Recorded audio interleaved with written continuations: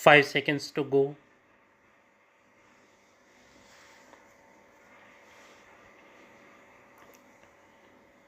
Start. I am glad that I have been asked to lead our discussions on energy issues. As a developing country, it is a question of vital concern to us in India, both for our rural population and our industries.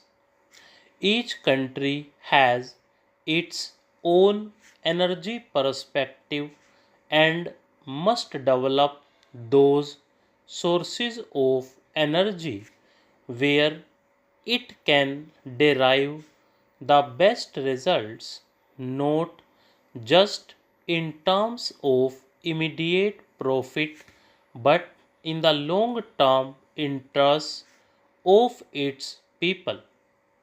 Conditions of every country, availability of basic sources of energy, and capability will determine its choice of the technology of energy.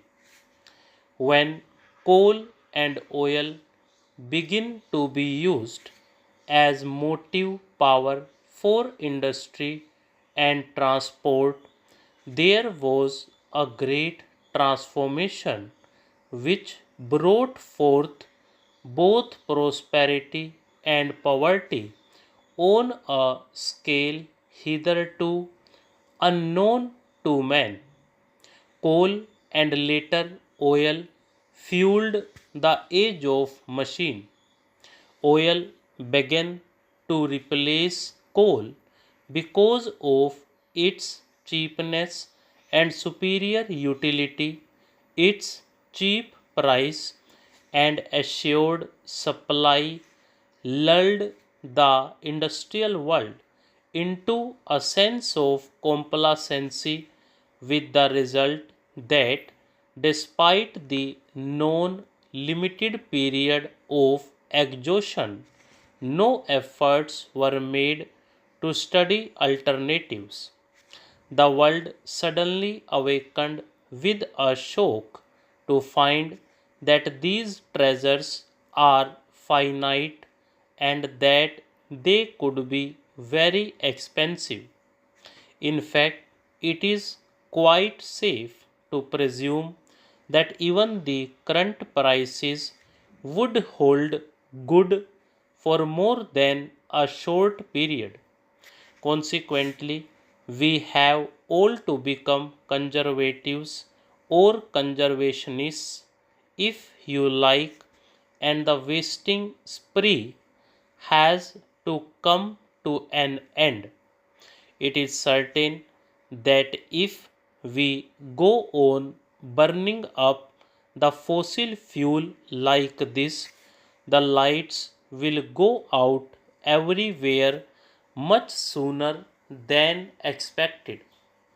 Is it for such a fate of chilly darkness that human intelligence has striven all these centuries progressively to a happier state of living?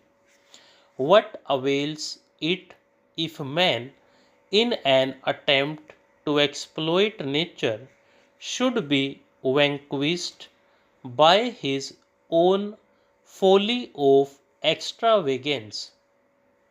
This wisdom, which has dawned on us, was prefigured in our own country.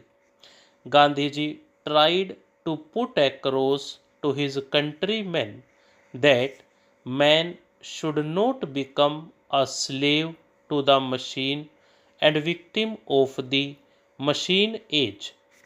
He wanted us to develop an integral personality in communion with the environment and with fellow men.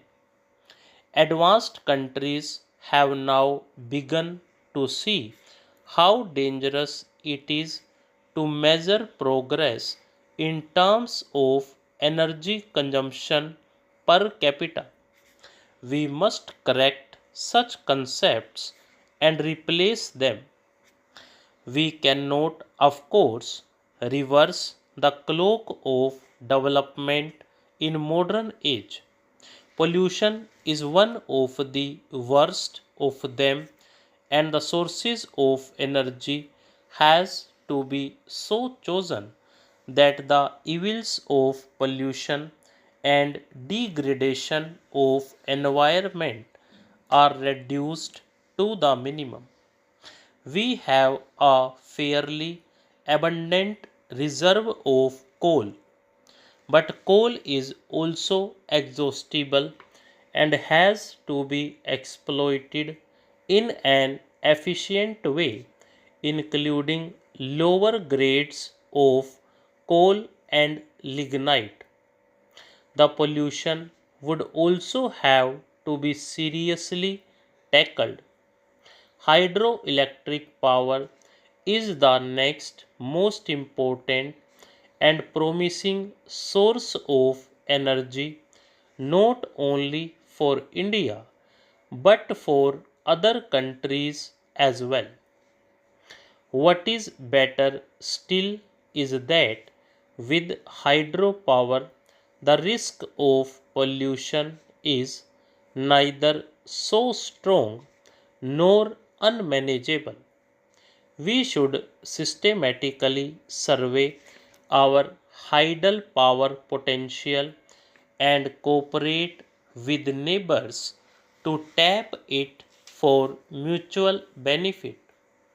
Unlike oil, hydel power comes ever fresh and endless from the snow mountains and rain fed rivers. To tap this fully in South Asia is a challenge to both engineering and fellowship. Modern science has opened up the atom and released its power for use by man. Nuclear power be harnessed for electricity, but there are well known difficulties which have not been fully resolved as yet, notably the proper reactor and the disposal of waste. Two other sources of energy must claim our attention: biogas and solar energy. The advantage of using biogas plants in the villages is that it fits in with the technology of rural areas. There are, I believe, some problems yet resolved before it can be popularized in a large way to help the smaller peasants.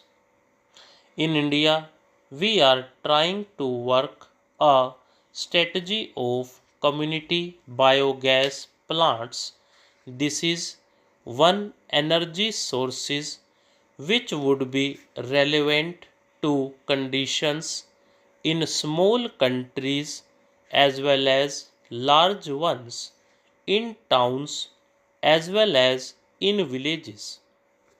Large concentration of cattle population in villages and dairies particularly lend themselves to exploitation of this source of domestic use and small power requirements. It also provides a good opportunity for regional technical cooperation amongst countries. Solar energy is already beginning to be applied to a number of purposes such as improved drying of agricultural produce, pumping water, desalination, heating and air conditioning. Many countries are carrying on research into the application of solar energy.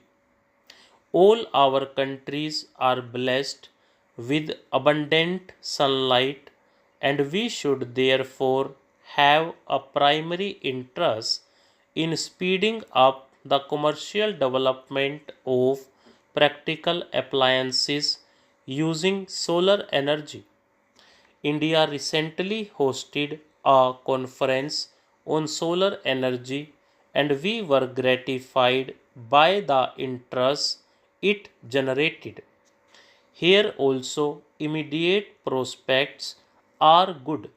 Stop.